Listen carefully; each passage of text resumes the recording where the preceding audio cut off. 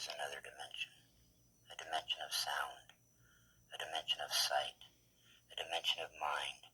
You're moving into a land of both shadow and substance, of things and ideas. You've just crossed over into the Locken Zone. Yes, you are indeed locked in, Star Babies. You're locked into the Locken Zone on the Larry Locken channel, formerly known as the Pleiadian Light Grid project on YouTube, in association with the Larry Locken channel that used to be formerly known as Pleiadian Express Productions on YouTube. You can still find each one of those channels on YouTube by searching their old names, respectively, and that should take you there. You know, we're going to talk a little bit right now about the difference between two things. I want to talk about, first of all, I want to talk about the difference between, you know, if you think someone's sad or an animal's sad, I want to talk about the difference between projecting your own sadness on them, or whether they're mad. Maybe they're mad. Okay, I want to talk about the difference between projecting a feeling upon them and the difference between actually picking up on their anger or sadness. And then we're also going to touch a little bit, we're going to go into a lot more depth in this one about the difference between sympathy and empathy, because I think it's really important. I mean, they're both pathies, but, you know, it's important. So, you know, we've all been in situations like that. We think that, I don't know, maybe a friend of ours, a relative, a child, a parent, you know, a spouse, whoever it may be, even our animals, you know, even an animal. We think, God, is something bothering them? Are they sad? Or are they mad?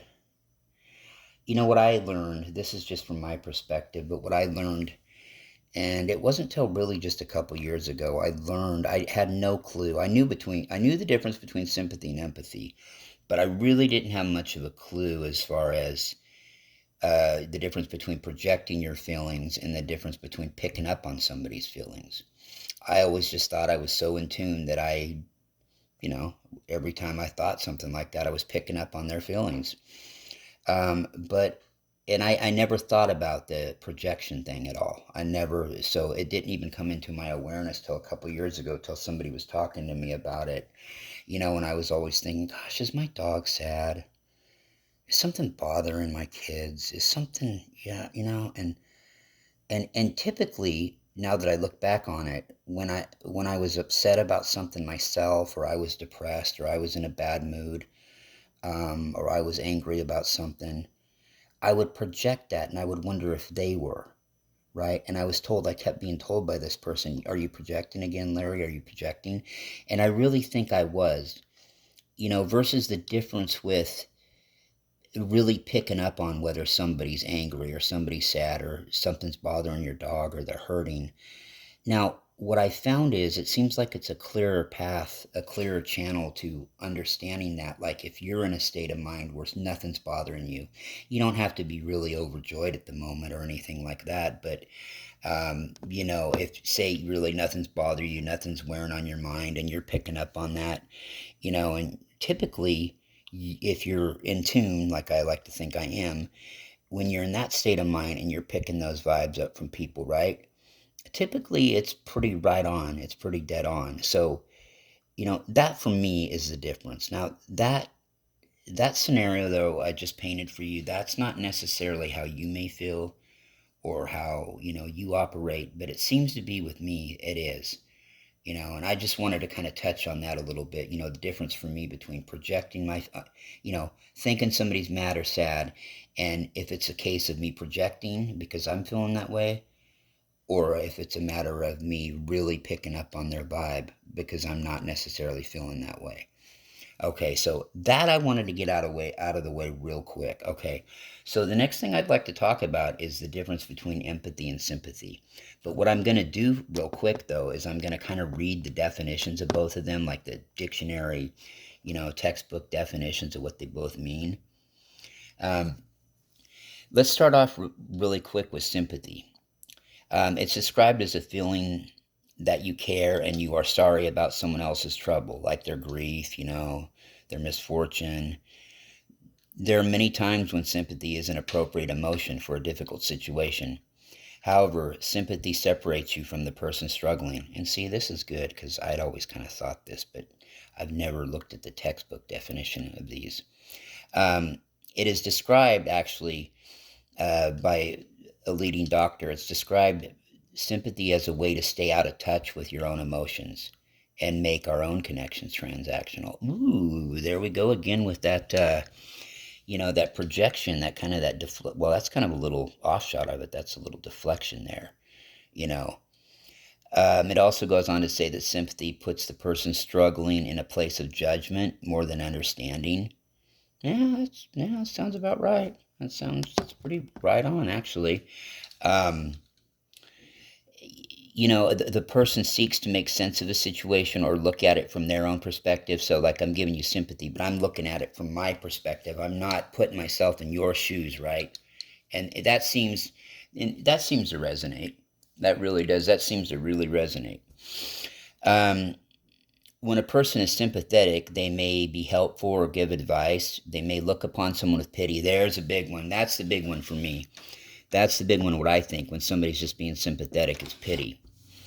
And they often feel relieved. They're like, that they're not in that struggle. And I can relate to that too. Boy, am I glad I'm not in that situation. Boy, I'm glad I'm not so-and-so. She's got a hell of a situation on her hands, right? You know, and the same thing with the person who is struggling, right? Who's getting that sympathy put towards them. They may not feel like they're being heard. They may feel like what they're virtually being had done to them is, and this is me talking here, is have their head patted on and say, "I'm sorry you're feeling that way. Yeah, boy, I sure feel for you. Gosh, oh, God, I feel for you." That's kind of the aw shucks, like a half-ass feeling I get from people that do that when it's a scenario like this, when it's really out of sympathy.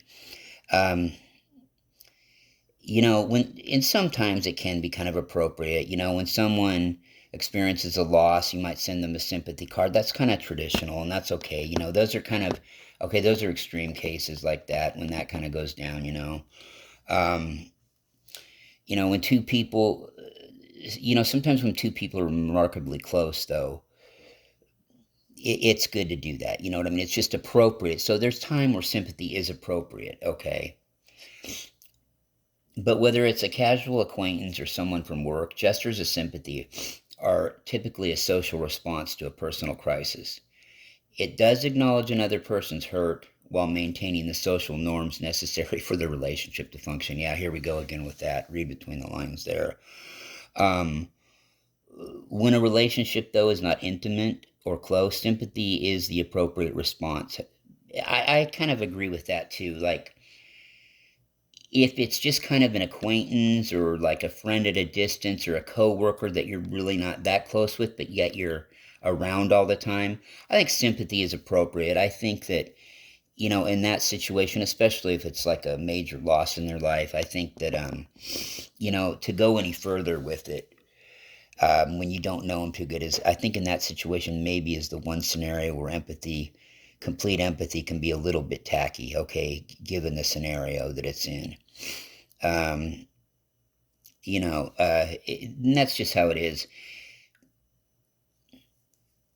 But sympathy in that scenario is perfectly fine. And it's perfectly fine too with a close friend, that may be having some trouble after grieving, after being in the scenario where they've lost, a spouse, a kid, or whatnot. Those kind of situations, I think, just from my own perspective, when somebody loses somebody like a husband or, somebody close within their orb and their family, it's hard. It's really rough for me. I know that it's hard for me too, because I feel like if I were that person in that scenario and I kept hearing the words, I'm sorry, gosh, I'm sorry for your loss, I feel like for me, I would appreciate it, but I mean, there's nothing you can say or do to bring that person back. And so, but there again, I'm projecting when I do that because they may want that. They may need that, you know. And so I'll do it anyway, but God, I feel like all those words are such a played out cliche. Like, I'm sorry for your loss. I know you're grieving. It must be hard. I can't imagine what you're going through. I can only imagine what you're going through. It's a fine word salad sandwich, really, and Yeah, it's really rough. It's rough for people to express their condolences. And I think sometimes, when we lose somebody and we didn't get a condolence card from somebody or whatever, they didn't express their sympathies, we think maybe they're just being cold and callous. I don't think that's really ever the case. I think it's just rough to express to somebody. What do you say to somebody who's just had a major loss like that? I mean, oh, I'm sorry. I mean, all these things have been said over and over again. At least for me, I sound like I'm just a string full of cliches. I'm a cliche oriented person anyway, but when I do it, it's for humorous situations, or so I think. It's not, I'm not going to give a Rocken Locken cliche to somebody who somebody just lost a loved one or their dog, for crying out loud. No, you know. But now, on the other hand, too, let's talk a little bit about empathy. Now, this really resonates with me here. Empathy fosters connection. It really does. Empathy, it's defined here as a feeling that you should understand and share another person's experience and emotions, or at least the ability to share someone else's feelings. It is looking at things from another person's perspective, attempting to understand why they feel the way they do. And here's another thing coming up. Empathy is not easy. It isn't at all. It requires a tremendous amount of vulnerability to listen without judgment and to look at that person's struggle. It's uncomfortable sometimes to be empathetic. I can understand that it would be for some people. I don't have a lot of trouble with the empathy. The sympathy I do. Empathy I'm pretty good at. I'm a pretty good listener, but I understand this. I can understand where probably still the majority of the human race does have a lot of trouble with it. If they're not having trouble with it, they're mistaken empathy for they're mistaking it for sympathy. You know what I mean? Or vice versa, whatever. It's and what you have to one of the big things here you have to come to the realization with its empathy is that it's not about fixing that person's problem. With sympathy is you want to try to fix that person's problem, right? So you don't have to face it or deal with it yourself. You want to be able to jump right in there, fix it for them, and I guess it was just be over with. I guess it was, I wish it was just over with, and then, and then the guessing comes along. Then you're like, well, I guess it's over with. I helped them with it. Yeah. So that's kind of like what I feel about sympathy, right? Is it's like that. You want it to be over with soon. Um, and that's one of the realizations to come to. It's not about fixing their problems. It's about trying to be in their shoes as much as you possibly can. For instance, people at risk for suicide, people that are, and I think a lot of us have been there. I've only contemplated it once in my life. I was 16 years old and had my heart broken, and I was probably a level or two away from really going there. Now, that's not to say I haven't been fucking depressed and had fleeting thoughts of God, I wish it would just end, but, I'm not, I don't think I would ever go down that road, but who knows? We don't know where we can each be pushed to. We like to think we can keep it cool and we'd be fine, but, who knows what kind of things you would do and put in certain situations. We're all connected as one, remember? So all these emotions we all have the ability to have, but people that are really lonely and alone, people that are thinking about suicide, things of that nature, they get to feeling so isolated and stuff like that. Um, and to empathize with people that are going through that, even if they're close to you, whether whatever, could be a child, could be a best friend, whatever. You really do have to dig deep. Um, and when you're able to do that, if you're able to get to that point with empathy, you're able to you can be able to communicate with your loved ones and help them through that pain. But you're going to have to realize, yes, it's going to be uncomfortable, and it's not just going to be like sympathy or, oh, yeah, here's a $3 cliche line and it's over with. But, when you express empathy to a loved one, when it's real empathy, you are inviting them into your world, to your inside, inside of who you are, not the superficial world. You're inviting them in. And when you do that with conviction, and when you do that with sincerity, you make them feel like they're part of a connection again. And you know what happens is when that happens, if you can get to that point, when you're connected to a person like that that's going through that, they begin to trust you. And then what happens is they start to understand you. It's a real tough situation for me, like, because I know the difference, and yet I can't be a hypocrite. There's been times where I found myself being sympathetic to people instead of empathetic, and all I wanted was that problem to end so I didn't have to deal with the sadness of it. I wanted it to be over for them. But see, this is the deal, and this is a hard pill to swallow. I wanted it to be over with so I didn't have to deal with it myself. Yeah, I didn't want to have to deal with it myself. And the empathy, it does encourage people, and when you connect with people like that, if you're trying to get somebody that you think is suicidal, or man, you really want to get them help, when you can be totally empathetic with them, you have a hell of a lot better chance than doing it through sympathy, because when they feel that connection with you, at least you've got a prayer of maybe talking them into getting some counseling or getting some help, if it's like, like I said, if it's a suicidal situation.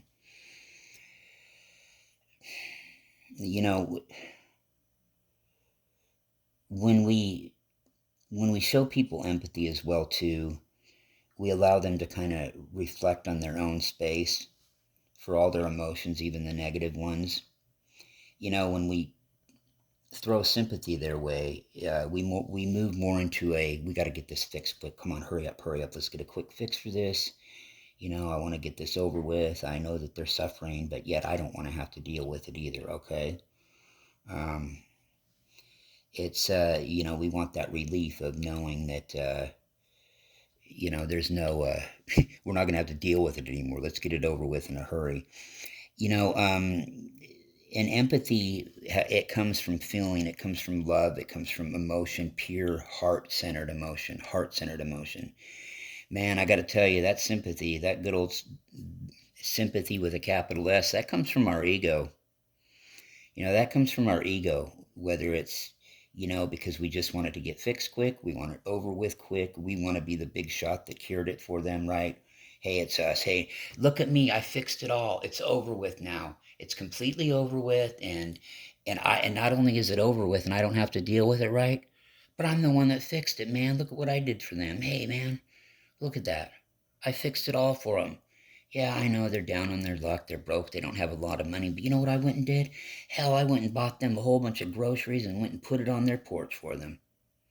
Yeah, that's what I did. I went and, yeah, well, I was going to put it on their porch, but I saw they were home and I thought I'd knock on the door and say, hey, I brought you these groceries, versus I went to the store. I bought a couple sacks of groceries, maybe some bread, some milk, some veggies, some meat, whatever.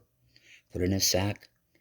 I put it on their, I put it on their doorstep just quietly and, and on the down low slyly. And I walked away and I never told anybody but maybe my spouse or my partner about it, who, and that's it.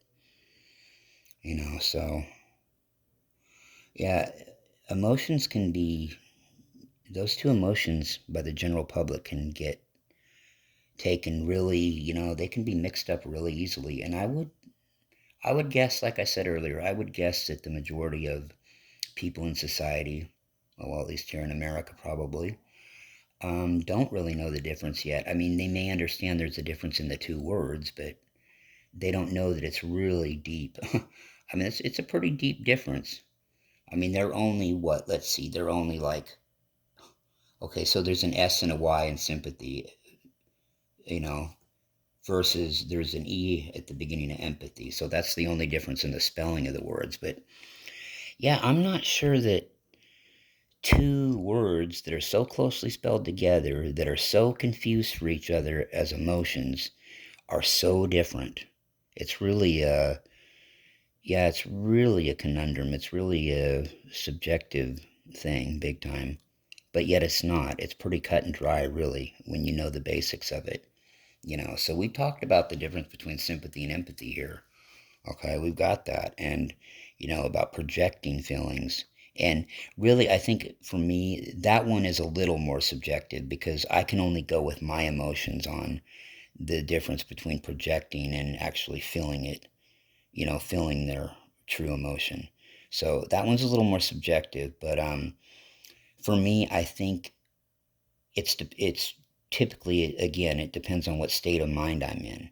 If I'm kind of sad or bugged out about something, yeah, it'll probably, when I pick up on emotion like that out of somebody or an animal, it's probably quite a bit of the time, it's probably me projecting my feelings onto them. Yeah. Versus, like I said again, when I'm in a good state of mind, I'm in a good mood, or maybe I'm not really in a bad mood, I'm just whatever, but just observant. I'm probably truly picking up on their vibe that they're sad or something's bothering them. But anyway, I just wanted to kind of get that out there. This has been Larry Locken for the Larry Locken 2 channel in association with the Pleiadian Express, excuse me, on this one, the Pleiadian Light Grid Project at YouTube. Like I said, the mothership is the Pleiadian Express Productions, and the Larry Locken channel is on that one. So you can also find both of them on Facebook as well. As far as Facebook goes, the name of the pages is still, it's Pleiadian Express Productions, but the handle name under it is the Larry Locken channel. Now on Pleiadian Light Grid Project, that page, the handle under it is Larry Locken 2 channel, or Larry Locken 2, because you can't have too many words. Facebook is real picky with their pages anymore. And so it's 2, the word spelled out TWO, because they wouldn't let me put the letter 2 or the number 2 on there, and they wouldn't let me do Roman numerals either. I tried to be a smart guy and put smaller case LL as the 2, as Roman numerals, but it didn't fly. So I even tried to back it up and put it, against the N at the end of my last name, and nah, they weren't having that either. So, but that's the way it goes. Anyway, this has been a good little talk about sympathy and empathy. Thank you so much, and this is Rocken Locken, and we're out.